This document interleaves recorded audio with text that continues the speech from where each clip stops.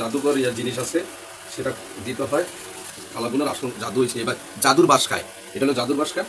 সেই জাদুর বাস খাতে আছে আকর্ষণীয় জাদুর জিনিস। বুঝি নাই।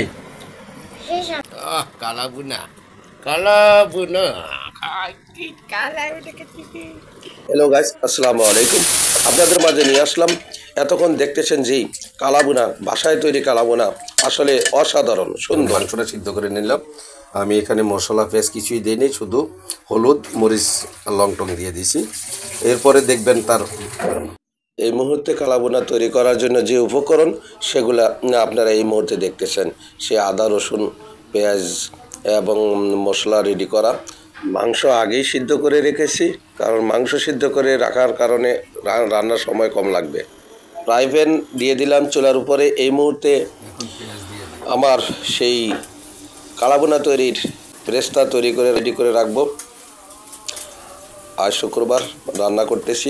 দেখুন সেই পেঁয়াজ বেরেস্তা, যেটি কালাবুনার প্রধান উপকরণ, সেটি দিয়ে দিলাম। এখন আবারও পেঁয়াজ কাঁচামরিচ দিয়ে আমার রান্নার কাজ শুরু কালাবুনার। দেখুন আদা রসুন বাটা, এই যে সেই কাঙ্ক্ষিত মশলা, অসাধারণ। এই যে রান্নার কাজে আছি, শুক্রবার রান্নাবাড়ি করে নামাজ পড়তে যাব। আপনারা দেখতেছেন সাহায্য করতেছি বাড়িয়ালিকে। এতক্ষণ শুনলেন, এখন সেই আদা রসুন বাটা দিয়ে দিচ্ছি। দেওয়ার পরে ভালো করে গন্ধ চলে যাওয়ার জন্য ভালো করে ভেজে নিচ্ছি তেলেতে।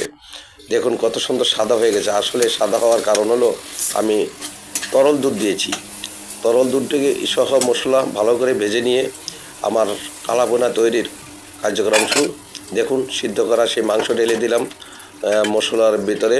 তারপরে ভালো করে দেখুন উল্টে দিয়েছি। এখন আমার রান্নার কাজ চলতেছে। আমি চিন্তা করলাম একটু আলু দিয়ে দিই, কারণ আলু দিলে আমার কাছে মাংসটা ভালো লাগে। তারপরে দিয়ে দিচ্ছি অসাধারণ রাঁধুনি মশলা দেওয়া। এখন ডেকে দিচ্ছি কিছুক্ষণ ডেকে রাখার জন্য। ডেকে রাখলে মাংস সিদ্ধ হয়ে যাবে। দেখুন অসাধারণ কেমন কালার চলে আসতেছে। কালো বোনা হচ্ছে, কালো বোনা কালার চলে আসছে। এখন একটু নেড়ে দিতে হবে, কারণ নালে নিচে লেগে যাবে। ভালো করে একটু নেড়ে ছেড়ে দিচ্ছি, উল্টে দিচ্ছি। দেখুন কালারটি দেখেই বুঝতে পারতেছেন কালাবোনার চেহারা চলে আসছে। কালাবোনা অসাধারণ কালাবোনা হয়ে গেছে। আপনারা রান্না করে খাবেন। দোকানের খাবার অনেক সময় পরিষ্কার পরিচ্ছন্নতা থাকে না, মানে ধোয়া পাটি ভালো হয় না। তার জন্য নিজে রান্না করবেন, বাসায় মাঝে মধ্যে রান্না শিখবেন, সাহায্য করবেন কাকে? আপনার সহধর্মিণীকে। অবশ্যই নিজে রান্না করলে প্রচুর টেস্ট হবে আশা করি। নিচে এরা দেখে বুঝতে পারছেন কেমন রান্না হচ্ছে। দেখুন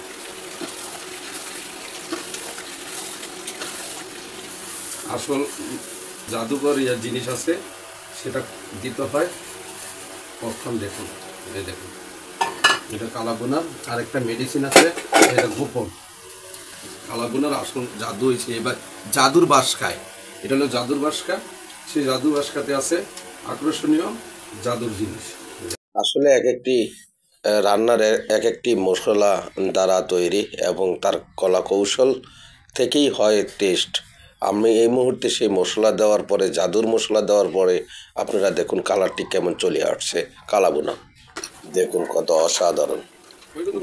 আসলে যারা দেখতেছেন এই মুহূর্তে আমার ভিডিওটি, আপনারা দেখে বুঝতে পারতেছেন কি অবস্থা, কতটা হয়েছে বা হচ্ছে।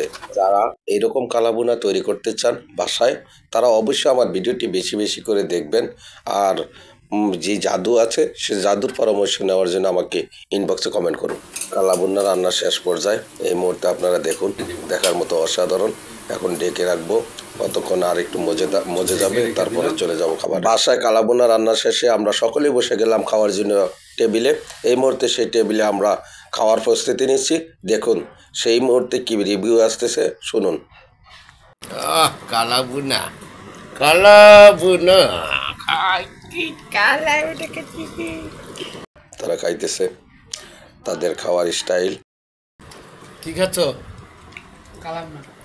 কেমন হচ্ছে? পারুল কি বুঝি নাই। দেখুন এটা আমার প্লেট, সাথে আছে 7 আপ, সাথে আছে দধি, লেবু, শসা ও ডাল, ফাটাফাটি। এই সেই কালাবুনা। সকলকে ধন্যবাদ জানিয়ে এখানে শেষ করলাম। আল্লাহ হাফেজ।